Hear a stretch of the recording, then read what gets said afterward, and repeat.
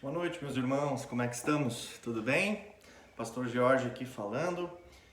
Todos sejam muito bem-vindos a esse nosso momento de estudo bíblico, onde nós vamos meditar, nós vamos ouvir o que Deus tem a nos dizer hoje através da Epístola de Paulo aos Filipenses, a carta da amizade ou a carta da alegria, dependendo de como você ouviu falar dela. Mas esses temas são importantes, como a gente vai ver mais adiante. Se junte a mim, nós vamos hoje então, já vá pegando a sua Bíblia, vá abrindo ela aí, seja na tradução que você estiver.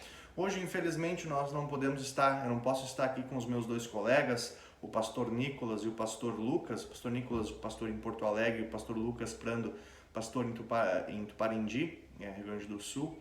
Mas, mesmo assim, a palavra de Deus está presente no meio de nós. Semana que vem nós vamos ter aquele estudo super especial sobre o livro de Jonas, com a presença do pastor doutor Alexandre Vieira, pastor em Canoas e também professor do Concordia Seminary em St. Louis, Estados Unidos. Nós vamos hoje começar então com um hino. Eu escolhi o hino 146 do Louvai ao Senhor. Ele é um hino bem conhecido, a gente já cantou ele algumas vezes aqui na Castelo Forte de Sapiranga. Então, se você conhece ele, junte-se a mim para cantar.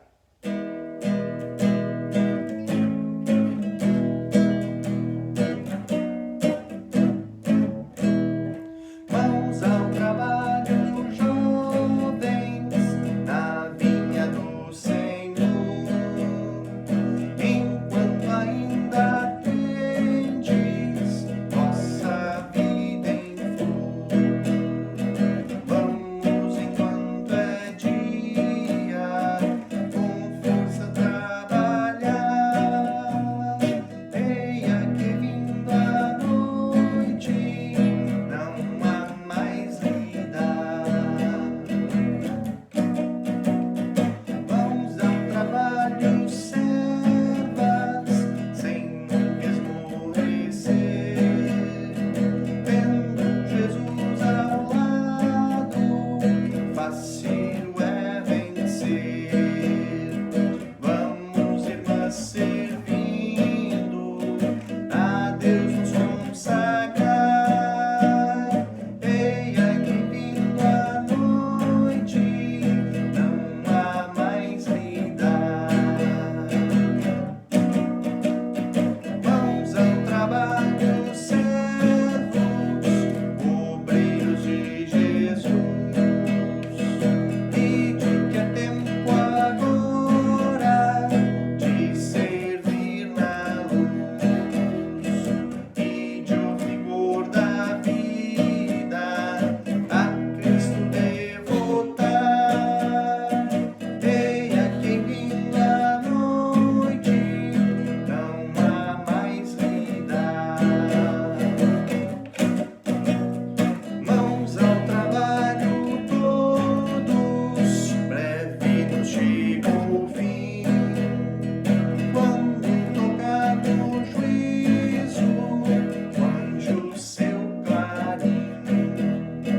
Vamos, irmãos, à obra, por Cristo trabalhar. Eia quem vindo a noite, vamos descansar. Muito bem, essa é a minha oração agora. A gente vai começar o nosso estudo logo após essa nossa oração. Assim como você está mesmo, feche seus olhos, cruze sua mão, fique bem à vontade e vamos falar ao nosso Deus. Querido Deus, eterno Pai, Filho e Espírito Santo, nós estamos aqui através desse meio, que é o telefone, que é através da internet. Nós estamos aqui reunidos em torno da Tua Palavra, ainda que cada um esteja em um lugar diferente. Mas a Tua Palavra é o que nos une, Senhor. Por isso nós te pedimos, envia Teu Espírito Santo a cada um de nós, para que nós possamos entender o que Tu queres nos contar hoje, que Tu queres nos relembrar através da Epístola de Paulo aos Filipenses, capítulo 3. Senhor, nós te pedimos que durante esse estudo nós possamos focar naquilo que Tu queres nos ensinar, que o diabo não nos disperse em nenhuma forma e que nós possamos aprender de Ti o que Tu queres nos ensinar hoje. Muito obrigado, Senhor, por ter mantido a Tua palavra até o dia de hoje, para que nós pudéssemos ser tocados por ela. Enfim, Senhor, tudo mais o que nós Te pedimos, nós deixamos porque Tu nos conheces, Tu sabes exatamente o que está em nossa mente. E agora nós Te pedimos, esteja conosco neste estudo. Em nome do Pai, do Filho e do Espírito Santo. Amém. Muito bem, meus irmãos. Então, a Epístola de Paulo aos Filipenses. Por que eu escolhi esse texto hoje? Principalmente porque essa é uma das leituras que a gente iria fazer no culto do final de semana, agora dia 4 de outubro de 2020, mas nós não vamos fazer essa leitura. Eu decidi fazer com que nós tivéssemos esse estudo bíblico antes, e aí no dia 4 de outubro, no culto das 9 da manhã, nós vamos trabalhar os outros textos também.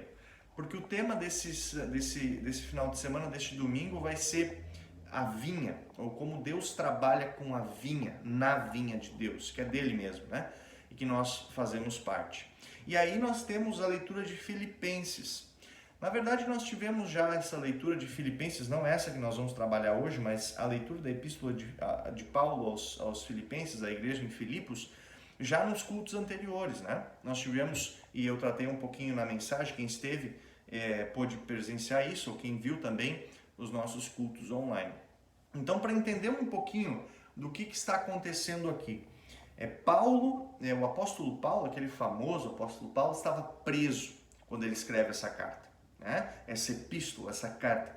Embora não se saiba muito bem aonde ele estava preso, é um grande debate assim, teológico, porque não se sabe. É provável, é possível, talvez nós possamos dizer, que ele estivesse preso em Éfeso. Então, por volta do ano 55 dessa era, né, depois de Cristo. Portanto, vamos dizer assim, talvez uns 20 e poucos anos depois da morte de Jesus, Paulo, o apóstolo que tinha sido convertido, agora estava preso, talvez em Éfeso. Alguns dizem que ele estava em Roma, mas tem alguns problemas nesse pensamento, que não vem ao caso agora. Mas Paulo estava preso. Aliás, uma coisa que eu falei na mensagem quando eu preguei esses tempos atrás sobre isso, sobre a Epístola de Paulo aos Filipenses, é que o fato de Paulo identificar-se como um preso não nos dá muita ajuda, porque Paulo teve tantas vezes preso por causa do Evangelho, porque ele não tinha medo de falar, ele simplesmente dizia, né, pregava o Evangelho, fosse qualquer situação que ele estivesse, e a gente não sabe onde exatamente ele estava, né? São tantas ocasiões que a gente já perdeu a conta, né? Isso das vezes que ele fala. Às vezes que talvez ele não mencionou, a gente não sabe ainda, né? Mas o fato é que existia um cara chamado Epafrodito, aliás, um bom nome para filho, né? Epafrodito. Epafrodito era um cara que tinha trazido para o Paulo alguns temas da igreja em Filipos, na cidade de Filipos.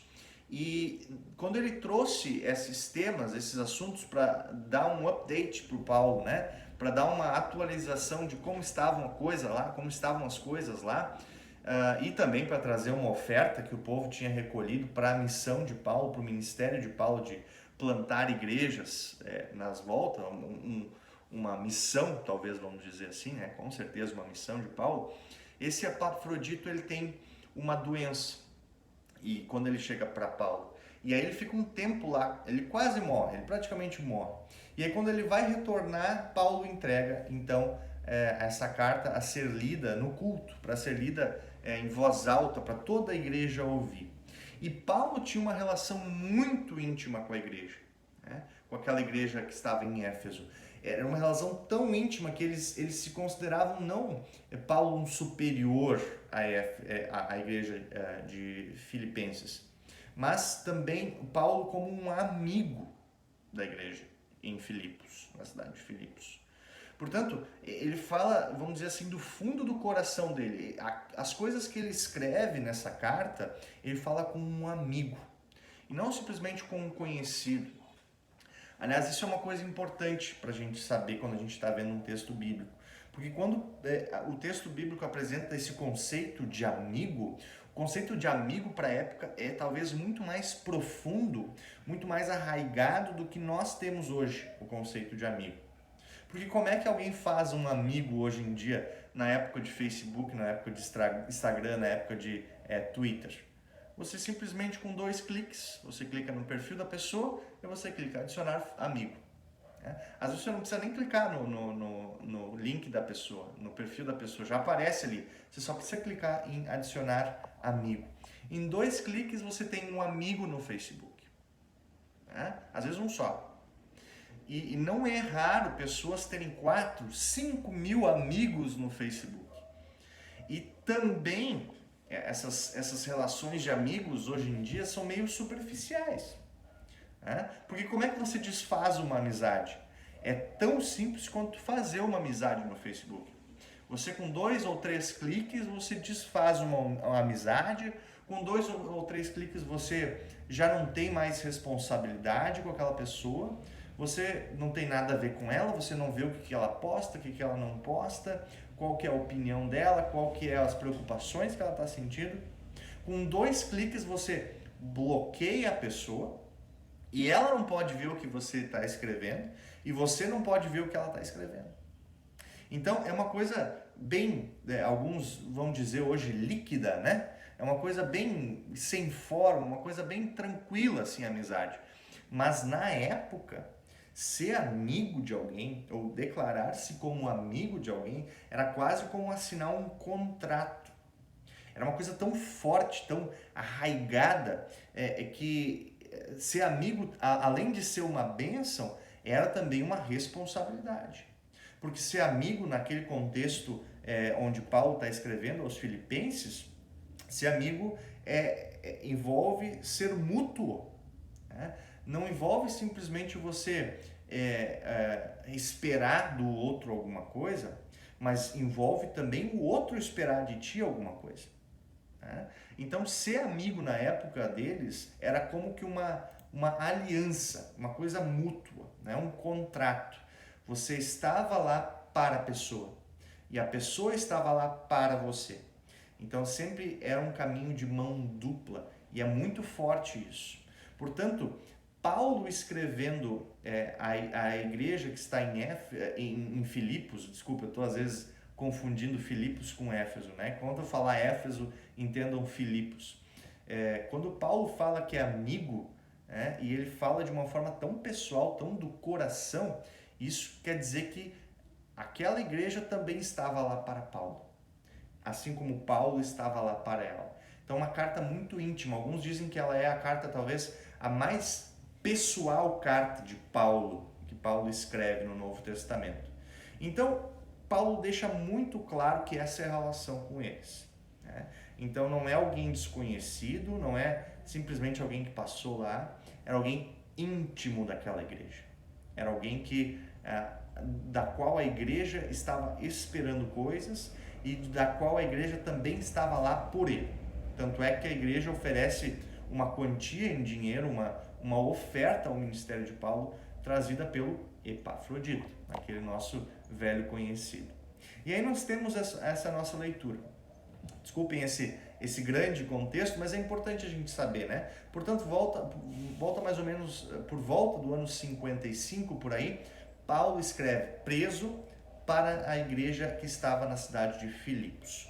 Abram aí a Bíblia de vocês em Filipenses, portanto no Novo Testamento, mais para o fim da Bíblia, nós temos Mateus, Marcos, Lucas, João, Atos, Romanos, 1 e 2 Coríntios, Gálatas, Efésios e Filipenses. Então, logo depois de Efésios, nós temos o Filipenses. Capítulo 3, dos versículos 4 até 11, nós vamos fazer a leitura. Nós vamos ouvir de Deus também. Portanto, Filipenses 3, 4 até 11. Eu vou esperar um pouquinho até você achar. Filipenses 3, 4 a 11.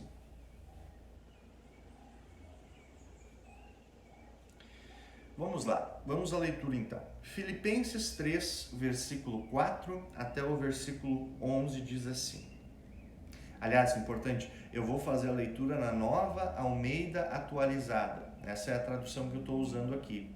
Se você tem uma tradução diferente, não se assuste, está tudo bem. Talvez você tenha uma edição diferente na sua Bíblia em casa.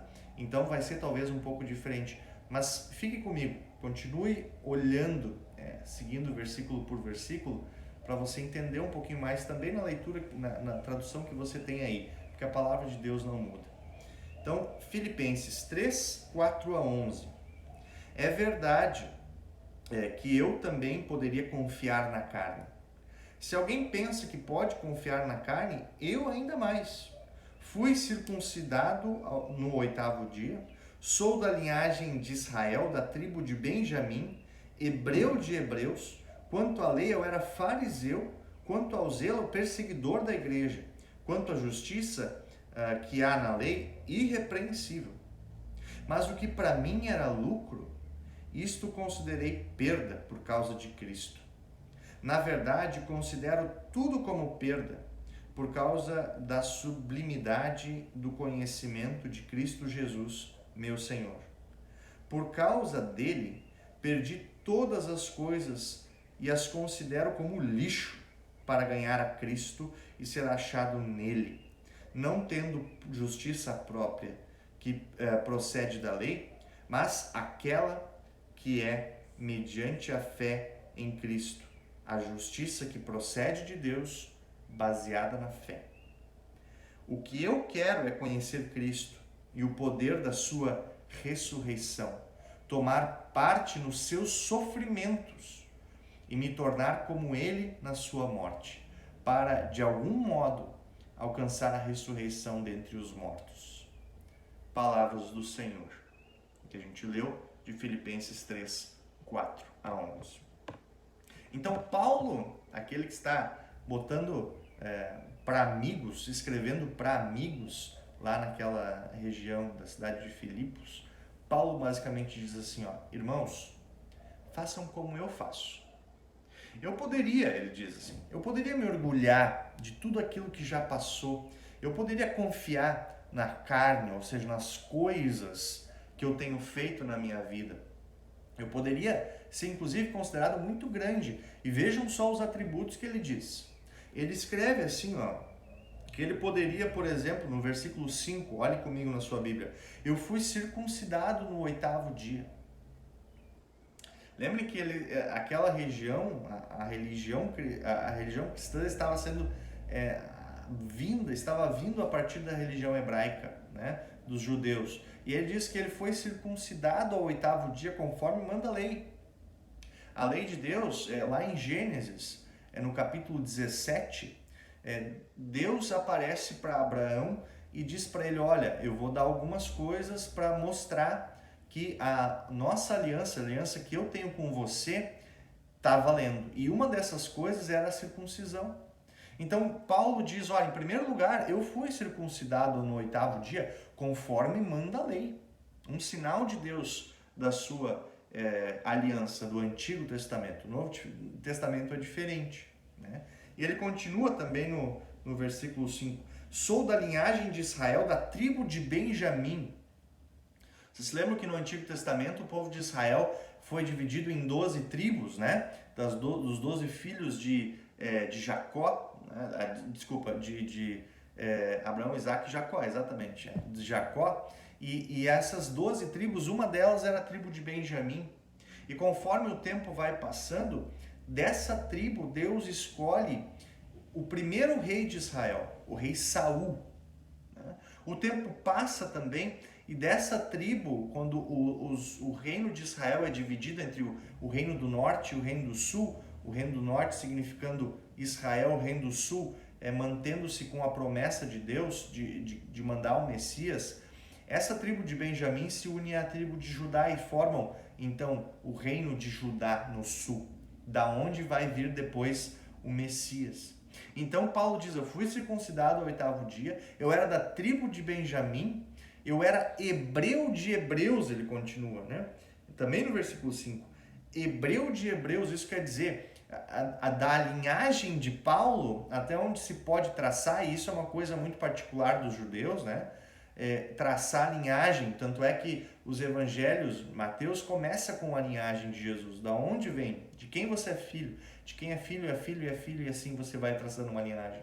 Lucas também traz essa linhagem de Jesus, não no capítulo 1, um pouco mais adiante, mas isso é importante. Ele diz, eu sou hebreu de hebreus. Isso quer dizer, não teve mistura na minha raça, eu sou raça pura, entre aspas eu boto aqui, né? Eu sou raça pura de judeu. Então, é mais uma coisa que eu poderia me orgulhar naquela época, isso era de se orgulhar.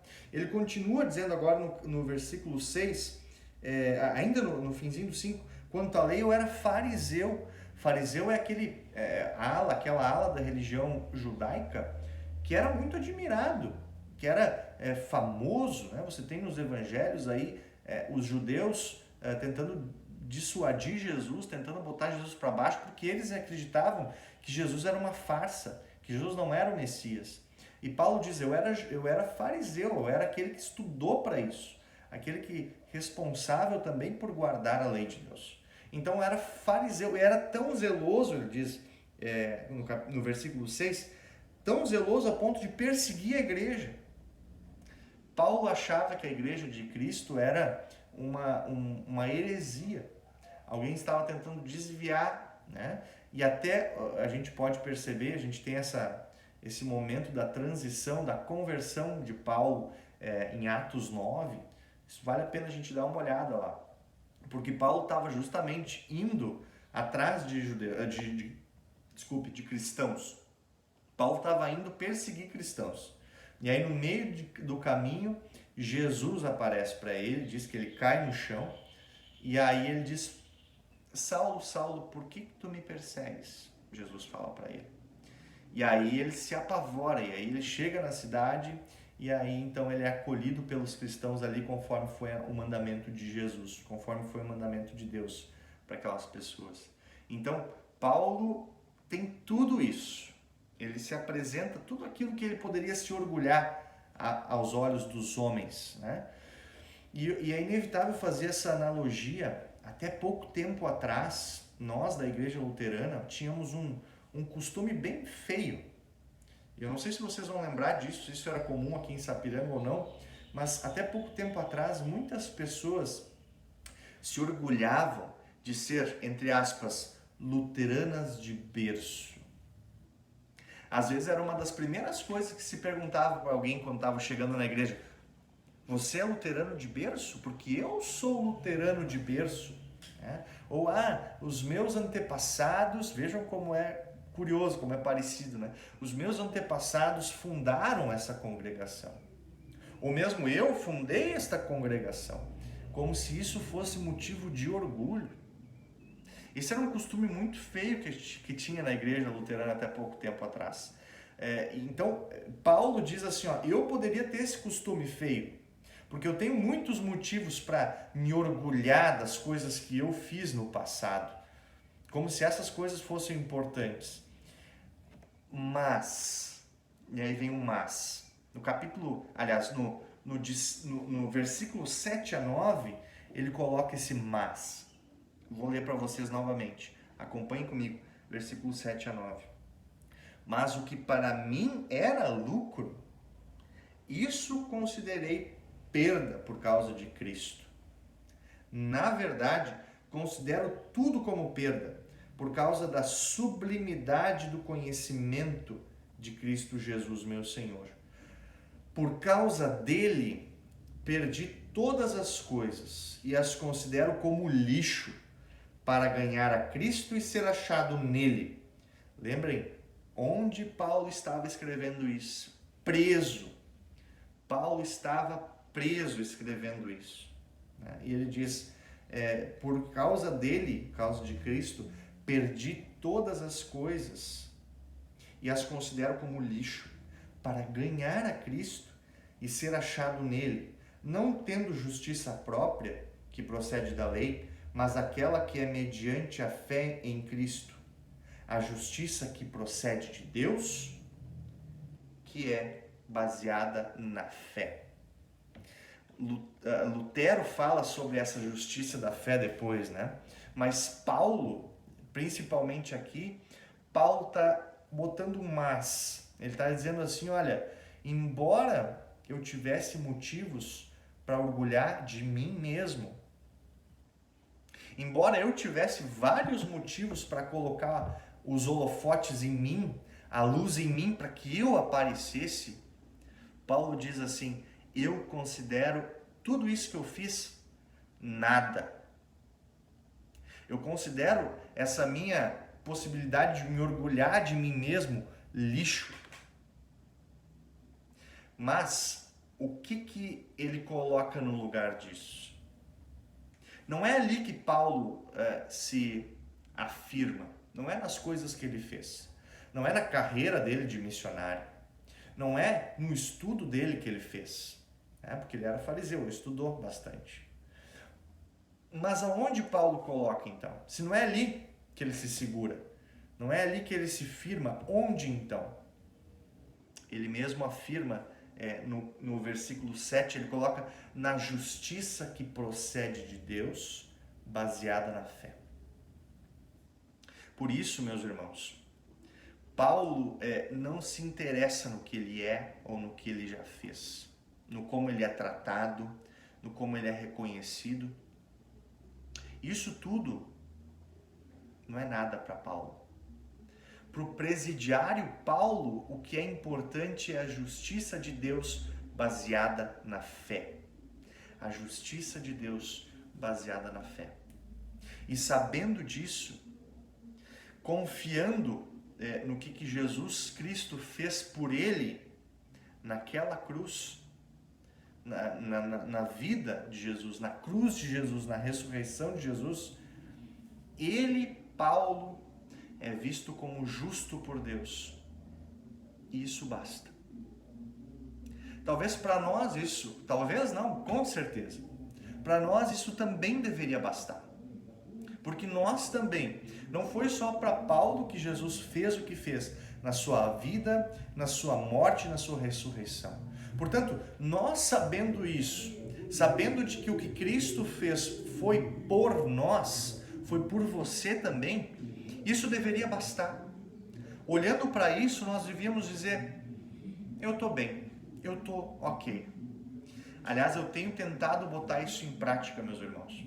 Sabe, quando situações difíceis, como situações delicadas, situações complicadas, situações que fazem meu coração pesar, assim, sabe?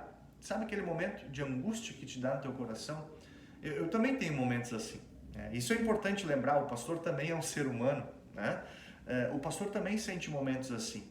E eu quero compartilhar com vocês uma coisa que eu tenho tentado fazer nesses momentos assim. Eu tenho tentado me espelhar em Paulo e dizer coisas assim. Quando esses momentos difíceis, complicados vêm, e quando meu coração pesa, eu penso assim: cara, sabe de uma coisa? Eu fui batizado. Jesus pensou em mim na sua vida, na sua obra, na sua morte, na sua ressurreição. Deus me deu a fé para eu confiar nisso, para que essa obra de Jesus fosse conectada a mim, porque eu tenho fé nessa obra, eu tenho confiança que foi dada por Deus através do Espírito Santo. Sabe, Jesus me assegurou que a salvação eterna está garantida para mim por causa da sua obra na cruz e na sua ressurreição. E agora eu vou me deixar abalar por um problema que eu sei que vai passar uma hora ou outra? Eu tenho tentado praticar isso, meus irmãos, e tentado focar em Cristo e na obra dele por mim nesses momentos, na forma de oração, na forma de estudo da palavra de Deus. E eu tenho que dizer para vocês, isso dá resultado, meus irmãos. Isso dá resultado. Não é fácil. Não é fácil pensar isso. Porque a tentação é grande de ficar rodeando esse problema e ficar ruminando, como vacas fazem com o pasto, ficar ruminando esse problema, né? Ficar focando nele, ficar cada pouco voltando nele. Bah, mas esse problema, bah, mas esse problema, bah, mas esse problema. E eu tenho tentado praticar isso, de quando esses momentos aparecerem, eu falar para mim mesmo: olha só, você é batizado. E esse problema vai passar. Sabe o que não vai passar? A tua vida eterna. A vida eterna que Cristo conquistou por ti e te entregou no dia do teu batismo e te fortalece nos cultos com a Santa Ceia, com a pregação da palavra. Portanto, quando a gente coloca os nossos problemas, que são passageiros, todo problema passa em algum momento, nem que seja através da morte.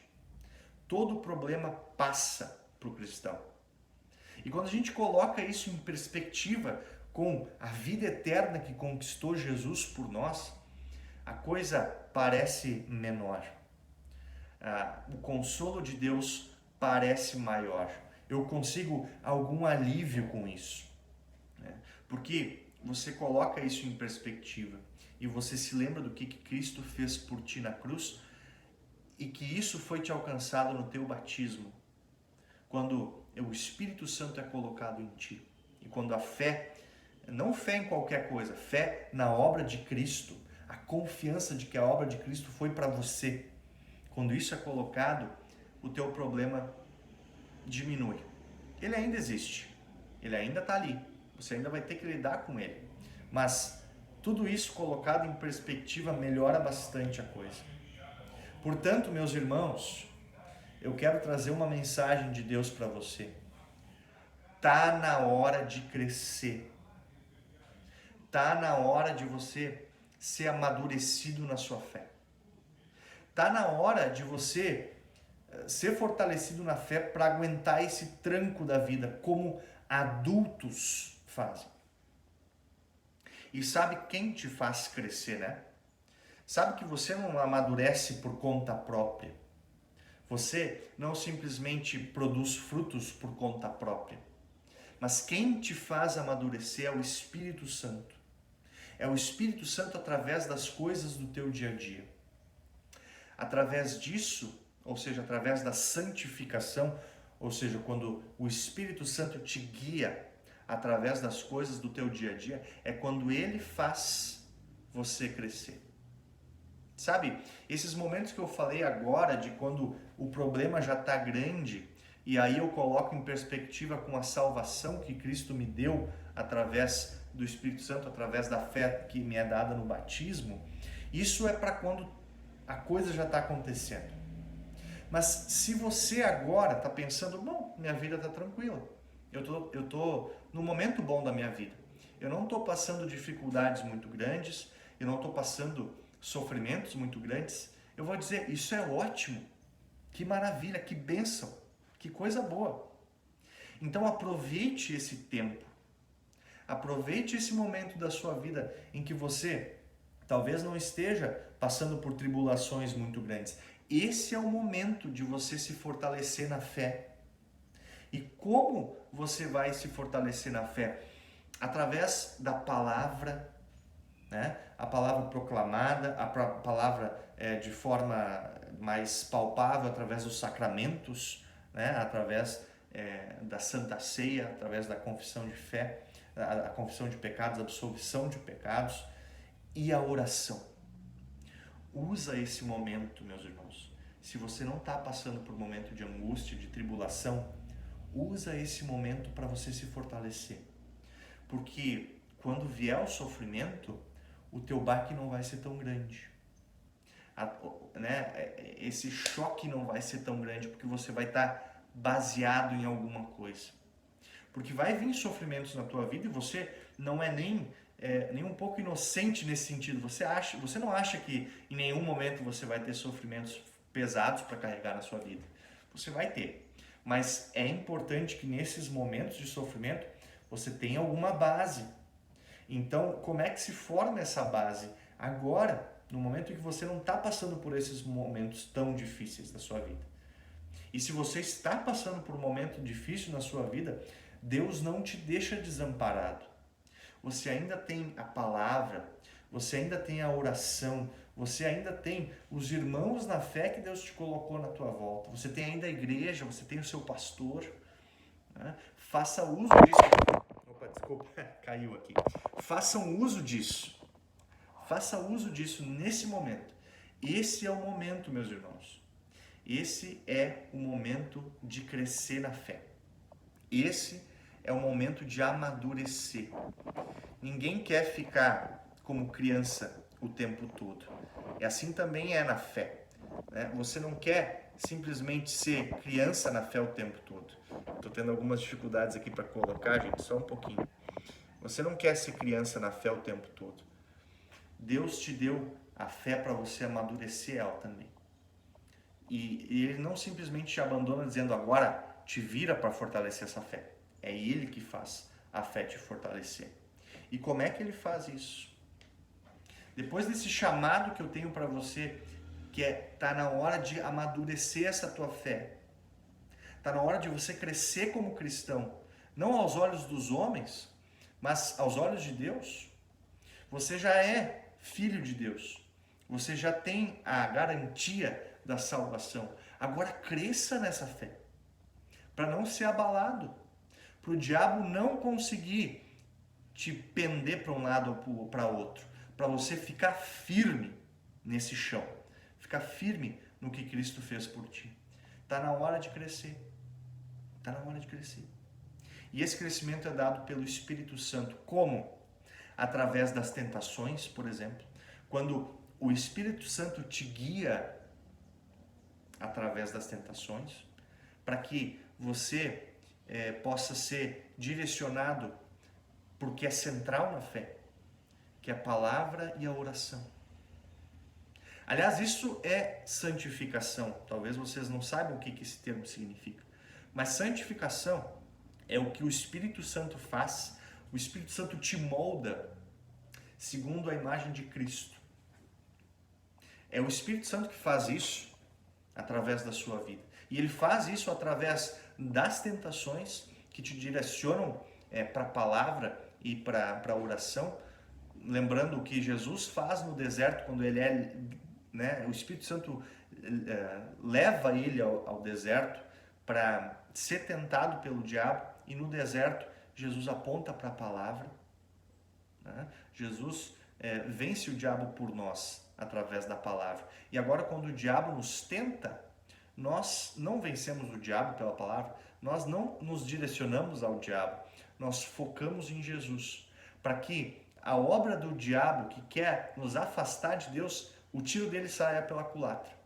Porque o diabo nos tenta para tentar nos afastar de Deus. E nós cristãos, quando somos tentados, na verdade nós vamos correndo a Deus através da oração. Aliás, tente fazer isso. Quando você sentir aquela tentação, você sabe que você tem aquele problema e aquela tentação vem, ore a Deus pedindo ajuda. Você vai se surpreender com o que pode acontecer. Você vai se surpreender porque isso é uma promessa de Deus, que a oração também tem poder. A oração, não em si a oração, mas Deus nos fala para usar dela, também nesses momentos de tentação. Também o Espírito Santo, meus irmãos, nos guia para o serviço para o nosso próximo. O Espírito Santo ele te conduz através da tua vida para que na tua vocação, no teu chamado, ali onde Deus te colocou, você possa servir ao seu irmão. Na sua profissão, no seu estudo, na sua posição na família, seja pai, mãe, filho, tio, avô, bisavô, seja lá onde Deus te colocou. Ali, na família, na sociedade, no seu trabalho, na escola, na faculdade, seja lá onde Deus te colocou, ali você serve o teu próximo. E isso é uma forma com que o Espírito Santo também faz você ser moldado à imagem de Cristo. Isso também é santificação. E por último, o Espírito Santo também te guia através do descanso. Isso é estranho, né? A gente começou hoje o nosso estudo cantando uma música sobre serviço. Mãos ao trabalho, jovens. Mãos ao trabalho, servos. Mãos ao trabalho, servas. Mãos ao trabalho, todos. E agora, Deus diz que através do descanso, o Espírito Santo também te molda a imagem de Cristo. O Espírito Santo também te faz um cristão. Você já é filho de Deus. Agora, através do descanso, é onde o Espírito Santo faz você confiar em Jesus. O que é o descanso? A não ser um passo de confiança em Deus, em dizer, ainda que naquele dia eu não trabalhe, que eu descanse, que eu dedique a ir à igreja, né, a ouvir a pregação, ainda que nesse dia eu não trabalhe, Deus vai trabalhar por mim. Deus vai prover para mim. Então eu posso descansar nele. Então essas coisas é o que me faz pensar essa passagem de Filipenses 3, 4 a 11. E eu queria compartilhar com vocês hoje. Então, meus irmãos, vamos seguir as nossas vidas nisso, tentando ver esses momentos e como Deus age neles, mas nunca perdendo a última esperança que nós temos. Olhando sempre os nossos sofrimentos de forma de perspectiva, de uma forma com que o nosso sofrimento não seja a última coisa, mas esse sofrimento é passageiro. E o que não é passageiro é a vida eterna que Deus nos promete no novo céu e na nova terra, como diz lá em Apocalipse 21. Meus irmãos, vamos concluir esse momento com uma oração, e eu tenho um último hino, antes de nós irmos, que fala justamente sobre o descanso. E esse hino está no livreto Celebrai, né? Também da nossa igreja luterana. O livreto Celebrai é o hino 108. Mas agora vamos orar antes de cantar esse hino, agradecendo a Deus. Junte-se a mim. Querido Deus eterno, nós te agradecemos mais uma vez porque tu guardaste a tua palavra e nos permitiste que hoje, em 2020, nós possamos olhar para ela e aprender e ser encorajado a viver a nossa vida na qual tu nos guias através do Espírito Santo a uma vida santificada. Muito obrigado, Senhor, por ter nos tornado os teus filhos, por ter apagado tudo aquilo que a gente é, para que tu sejas o centro, para que tu estejas no holofote, porque não interessa quem nós somos, não interessa quem nós fomos antes de ti, não interessa o que nós fizemos. Por causa do que Cristo fez por nós, nós somos considerados justos por ti. Nós somos considerados teus filhos e por isso nós somos alegres, e agora na nossa vida nós queremos viver uma vida melhor. Uma vida guiada pelo teu Espírito Santo através da tentação, uma vida de serviço ao nosso próximo e uma vida de descanso em ti. Oh meu Deus, como é bom descansar em ti. E muito obrigado porque em Jesus nós podemos fazer isso. Guarda cada um que está ouvindo essa oração, que também está junto aí, em qualquer lugar do mundo, para que essa pessoa nunca imagine que ela está abandonada. Porque Jesus foi abandonado por ti na cruz para que nós não precisássemos ser abandonados. E ele mesmo promete em Mateus 28, eis que estou convosco todos os dias até o fim dos séculos. Graças a Deus nós temos essa promessa. Perdoa os nossos pecados, Senhor. Nos dá força, nos fortalece a fé para nós encararmos as nossas dificuldades em perspectiva e sem nunca esquecer da tua promessa de vida eterna. Ficamos muito felizes contigo, ainda nos sofrimentos. Em nome do Pai, do Filho e do Espírito Santo. Amém.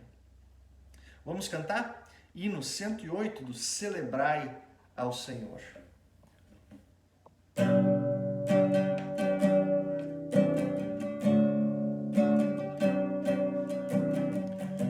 Não tenha sobre ti um só cuidado, qualquer que seja, pois somente um seria muito para ti. É meu, somente meu, todo o trabalho, e o teu trabalho é descansar em mim. É meu, somente meu, todo o trabalho, e o teu trabalho é descansar em mim.